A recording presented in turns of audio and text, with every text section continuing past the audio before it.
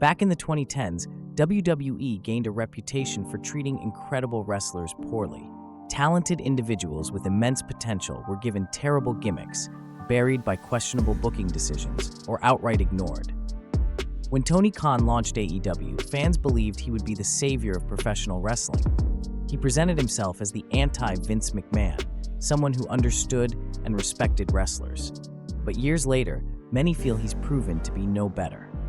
Today, we'll explore how wrestlers WWE let slip through their fingers suffered similar fates in AEW. Rusev's story is a textbook example of Vince McMahon sabotaging a performer's momentum. He entered WWE as a classic foreign heel, feuding with John Cena and making a significant impact. But after that, the cracks began to show.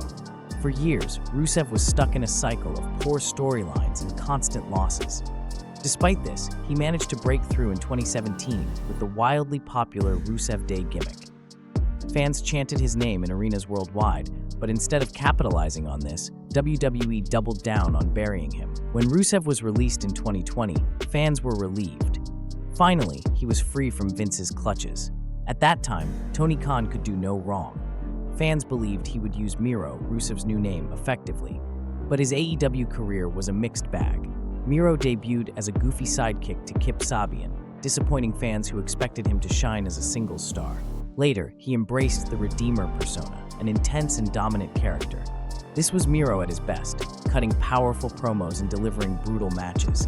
Unfortunately, the momentum didn't last. After losing the TNT Championship to Sammy Guevara, Miro disappeared from TV due to injuries and creative disagreements. By 2023, Miro had wrestled just 11 matches in 2 years. He reportedly requested his release, but Tony refused. Andrade was another star WWE misused. In NXT, he shined as the NXT champion and delivered unforgettable matches, like his classic against Johnny Gargano in 2018.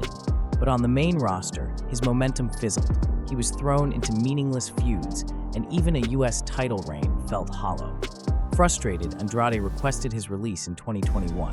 AEW seemed like the perfect place for him to rebuild. However, his debut alongside Vicky Guerrero was awkward. While Andrade's matches were excellent, his storylines lacked depth. He led the Andrade Hardy family office, which felt like one of the most pointless factions in wrestling history. In real life, tensions boiled over when Andrade reportedly got into a backstage fight with Sammy Guevara.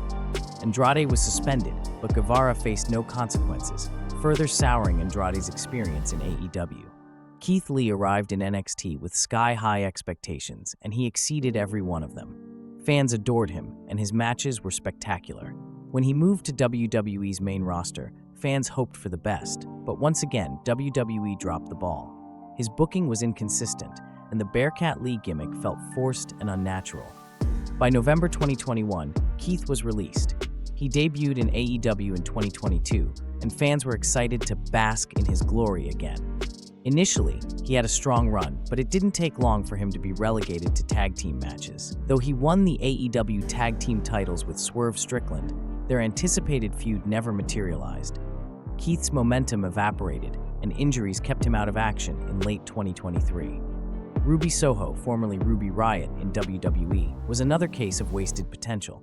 In WWE, she showed promise as the leader of the Riott Squad, but quickly faded into the background.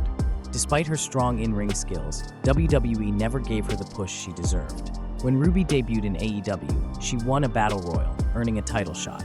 Fans were hopeful this was her moment. She challenged Britt Baker for the Women's Championship and later faced Jade Cargill for the TBS title.